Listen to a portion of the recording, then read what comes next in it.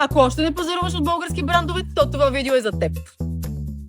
Днес реших да ви покажа модна къща Амбиция. Български бранд с доказано качество. О, Мария, здравей! Здравей отново, Искра! Радвам се, че пак си при нас. Разбира се. Искра, какво ще ми предложиш днес? Нещо специално за мен? Имам нова колекция. Сега тенденцията деним от глава до пети е много актуална.